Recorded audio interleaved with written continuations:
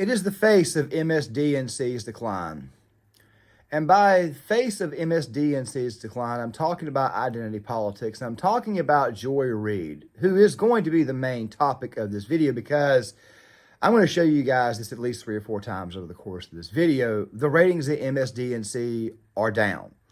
And there is one culprit in particular that stands out amongst the rest.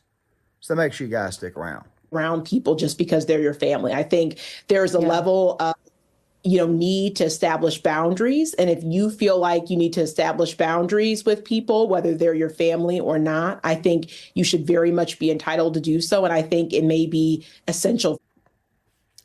Gang, do you guys remember like a day or two ago? Actually, it was on Monday. So yeah, it would have been about a day or two ago. I did a video on why it was that the Democrats were done. And I also did a video, actually no, that video was on Friday, my bad.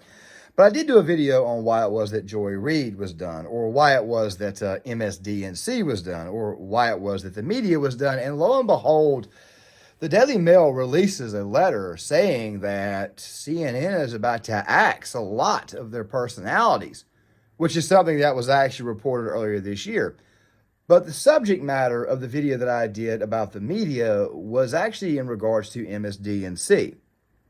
Well, given the fact that you see this tweet right here from N Wokeness, and given the fact that the article linking to it shows you that a lot of these left-wingers from Joy Reid to Andrea What's-Her-Nuts and all the other MSDNC personalities, that their ratings have cut in half, I'm pretty sure it's safe to say now that Comcast will be selling this company off.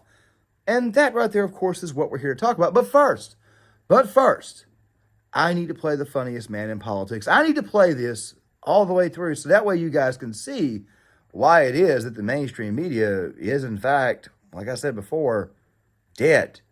Mr. Carville. No legislative power. We have no executive power. We have no judicial power. So when you're out of power, you're an opposition party. And go and tell all of the people that are sending you and asking you for money, justify what you did, justify what you did wrong, and tell us what you're going to do different. Because what you've done ain't worth a shit. Get your head around that.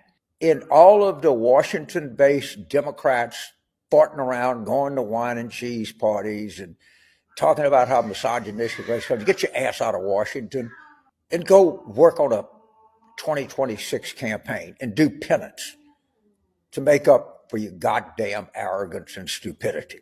Well, we're going to say, we told you so. We told you this identity shit was disaster. We told you to get out in front of public safety issues. You didn't. We told you to have an open process and demonstrate the magnificent and staggering and deep talent that exists in the modern Democratic Party. You didn't. We told you to differentiate yourself from Biden. You didn't. I hate to be some fucking know-it-all, but all of these things are part of the record.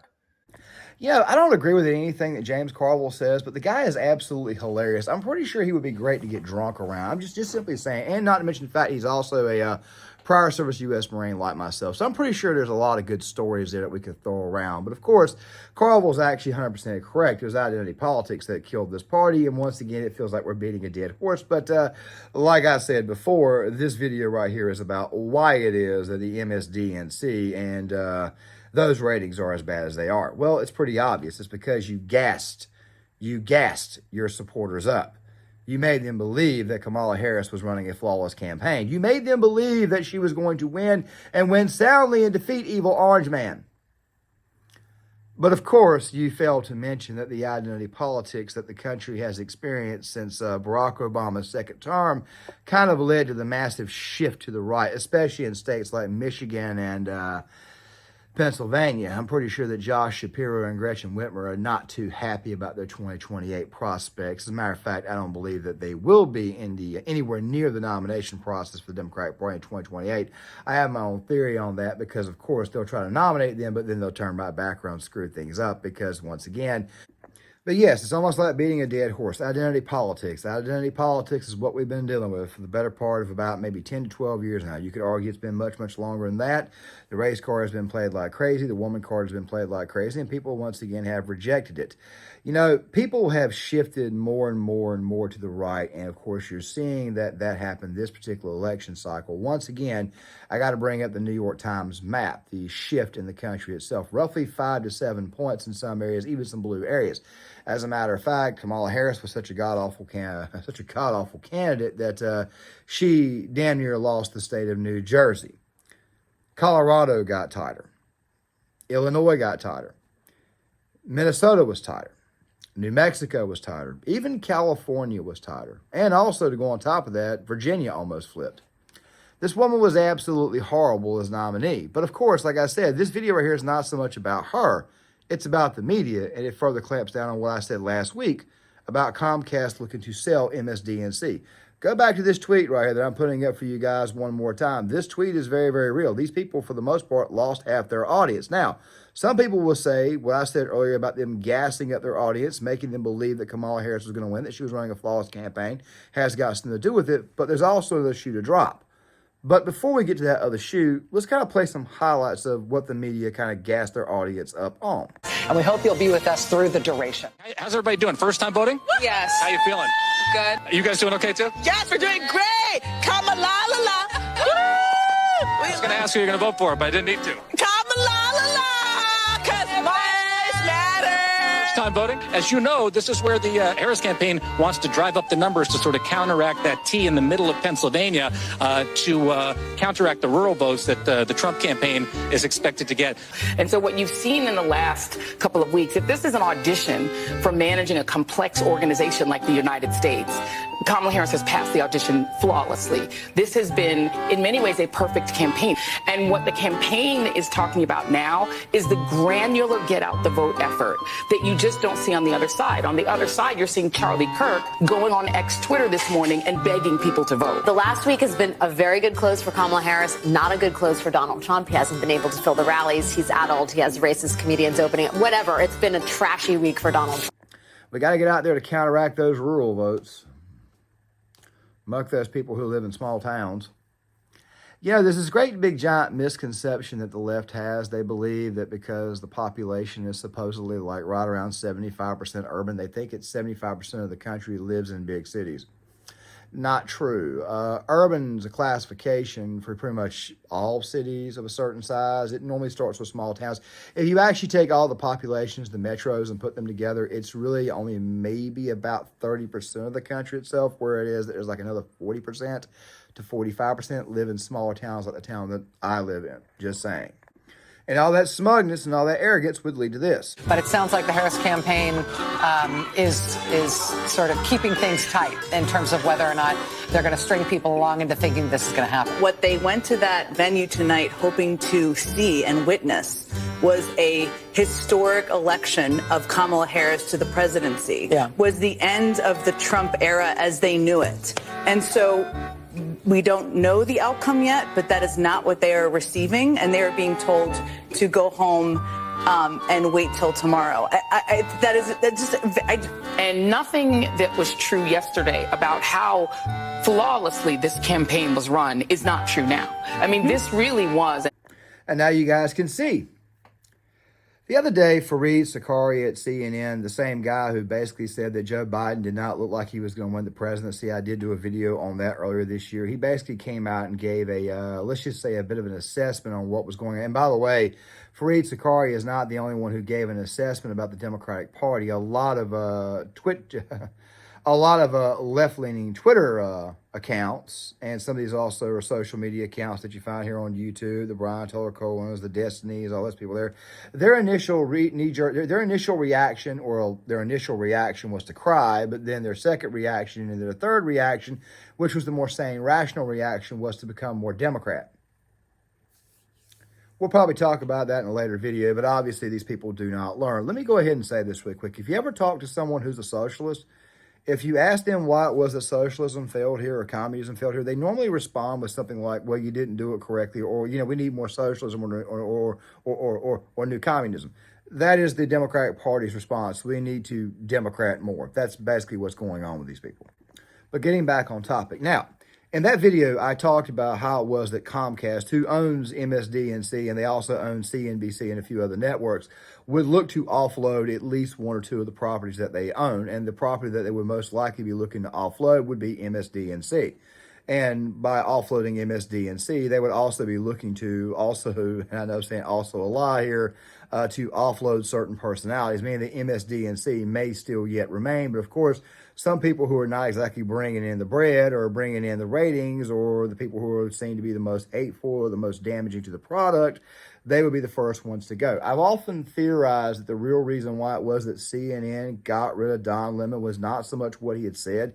It was the fact that CNN was looking to come back a little bit more towards the center rather than going into full-blown left-wing commentary. They still report the news, yes, but of course they do it with a left-leaning bias. And of course, they had already announced last year that Anderson Cooper was probably not going to get a contract renewal, and to go on top of that there, he was probably going to be looking to leave anyways. The only person of any form of seniority at CNN would be Jake Tapeworm and Dana Bash, which I have no idea why they call her, she pronounced her name Dana, but still though, the point is this here. These are networks that are falling apart, that are dying, and I think a lot of it's got to do with the streaming wars, and of course people like myself, small YouTube content creator. Obviously, I'm not going to compare myself to bigger accounts, but I'm simply saying YouTubers, people who actually bring you much more factual-based stuff. They bring you also commentary while also providing links, articles, things that the mainstream media does not actually bring up because they get a story and just simply commentate on it like we do here. But of course, we always put the links and everything in the description box for you guys to go read and kind of come to your own conclusion.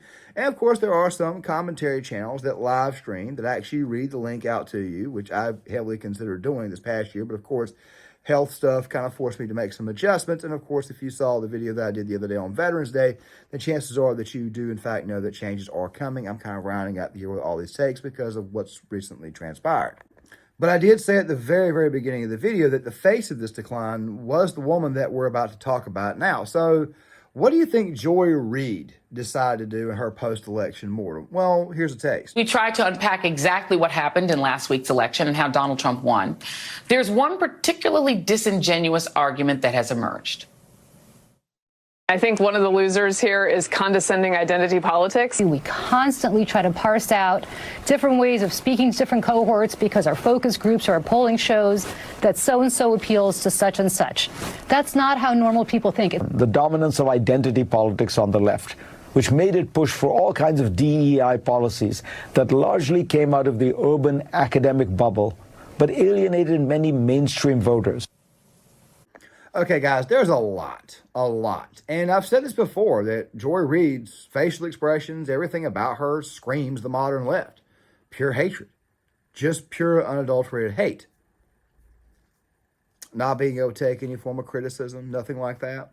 That type of stuff there. And not to mention the ridiculous, hair. By the way, Joy Reid is a diversity hire. She admitted that her entire life she's been nothing but a diversity hire. Don't worry, that stuff will be linked in the description box as well.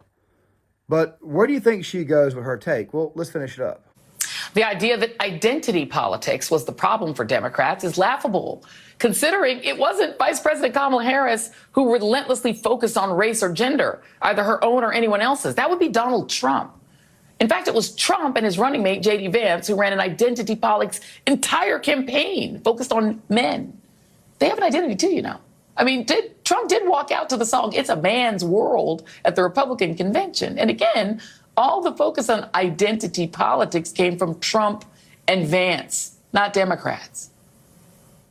I didn't know she was black until a number of years ago when she happened to turn black. We're effectively run in this country via the Democrats, via our corporate oligarchs, by a bunch of childless cat ladies. In Springfield, they're eating the dogs, the people that came in. They're eating the cats. We're talking a lot about Venezuela because Aurora is really infected by Venezuela, but they're coming from all countries. There's literally a floating island of garbage in the middle of the ocean right now.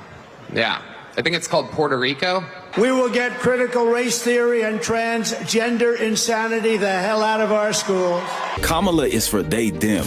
President Trump is for you. Joy Reid will not come out here and tell you the truth. Here's the real truth.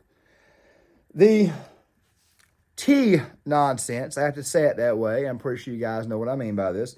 That's been something we've been dealing with for the better part of the past 4 years. We've been dealing with an extremely bad economy for roughly 4 years, ever since the lockdowns, which, by the way, when the country was beginning to open up in the fall of 2020, you started to see some economic growth. It was actually beginning to grow back in the summer, but still, though, for the purposes of this video, I got to be as technical as possible.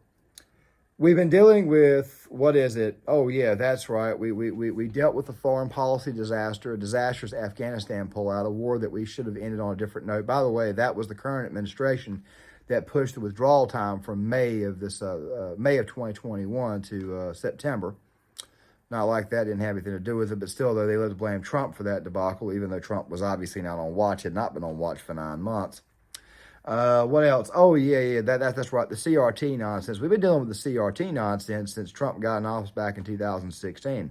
The truth be told is the Democratic Party played with fire and they got burned. However, I believe that this fire has fully consumed them because they're not going to be able to break away from the loons. The truth is this here. People have not chosen Donald Trump because of his platform on race or whatever Joy Reid says, which I don't really see much racial component in Donald Trump's campaign. I didn't really see that. I saw him maybe putting an end to a lot of the racial component that has been pushed out there by the left.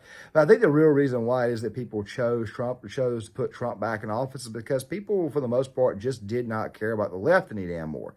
We've been dealing with this nonsense from you people for the longest time. I say longest time because, yeah, it feels like we've only been dealing with it for maybe 4 years, or some people will say that. But people like myself and others who've been calling about this for a very long time, ever since our days in college, we stated that this type of nonsense was on its way. We were saying this back in 2010, 2011. I mean, people tend to respond to what's going on in the culture with elections and the way they vote. 2016, I got to agree. Michael Moore was correct. Donald Trump was the Molotov cocktail. He was the hand grenade that you throw at the system. In 2020, people got tired of what was going on with COVID, so they threw another hand grenade at both sides, thinking it would do something. And then to turn right back around after that in 2024, what you guys just saw was people got sick and tired of what was going on, for the most part, because now things were beginning to get real. And also, to go on top of this, you were also taking money from our pockets. You were not allowing our money to stretch as far as it could go. And of course, we got the rampant inflation. We got the wars overseas. We also got this other nonsense that we've had to deal with. While at the same time, we have to listen to the media tell us that we are stupid, tell us that the economy is good, and then turn right back around, call us racist and misogynistic and sexist and all kinds of other whatever BS, while at the same time throwing some of the most ungodly shit ever heard of down our throats. That's why you guys lost. And that's also the reason why is that you guys will probably never be able to recover from it, because the mentally ill side of the left has, for the most part, almost completely consumed the non-mentally ill side. Once again, though, maybe another day, maybe another video, who knows? But let's see exactly how much further these people will double down on this nonsense.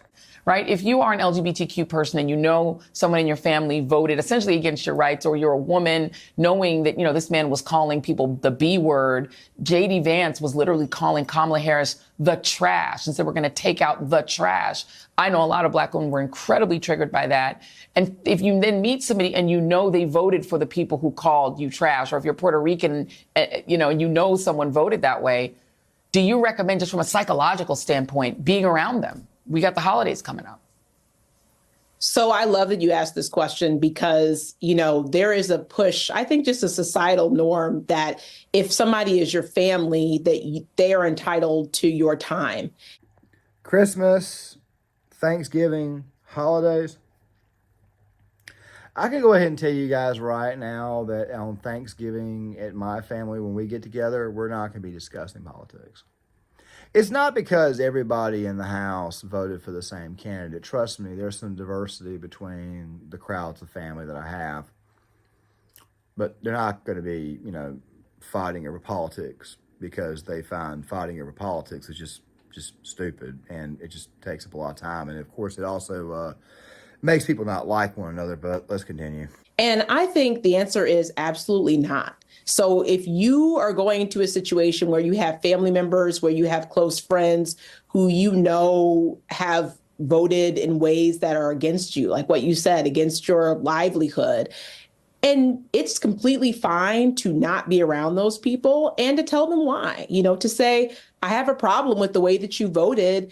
because it went against my very livelihood, and I'm not going to be around you this holiday. I need to take some space for me. And I actually talked to, adults as well as advising parents for children. I mean, I think, I don't think that you should force children. I don't think you should force adults to be around people just because they're your family. I think there's a level of need to establish boundaries. And if you feel like you need to establish boundaries with people, whether they're your family or not, I think you should very much be entitled to do so. And I think it may be. Okay, guys, I left that in on purpose, but still, though, at the same time, did you guys think that maybe it's possible that this is the reason why it is that nobody wants to watch the media anymore? They see it and it's just hatefulness, pure hate. It's just emanating off the screen. I still can't figure out how it is that people can listen to Rachel Maddow. I mean, if I want to look at Jerry Seinfeld, I'll go to Netflix and watch Seinfeld because Seinfeld's on Netflix now. But still, though, at the same time, Joy Reid, I mean, look, Joy Reid is one of the few left-wing commentators out there that I can't laugh at because I can look at her and tell with her facial expressions, her body language, that this is a woman who's just filled with nothing but hate. And it's not just hatred for white people. It's just hatred in general, hatred for people as a whole. Makes you wonder why it is they put that person up there. And of course, Mark Dice will sit there and say it's Operation Mockingbird assets, but I would have figured someone like Anderson Cooper, who was a little bit smoother in how he delivers, I would think that right there would be more of an asset there. This right here seems to me almost like a plant to make the left look bad, but still at the same time, though, I'm not that whole... well, I'm not going to mention it, but still the point is this right here. It makes you wonder who got the bright idea to let this woman have a show. And you wonder why it is that the mainstream media, why it is that Comcast is looking to get rid of MSDNC. So that right there brings me to my conclusion. That brings us to what happens next. Well, here's what happens next. Trump will be president, of course, and I said he would be. Of course, I voted for him. I support him. And I'll even have a video out here probably this week on what to expect in the second term because I haven't done one of those yet, really thought about it because we're still responding to all this craziness.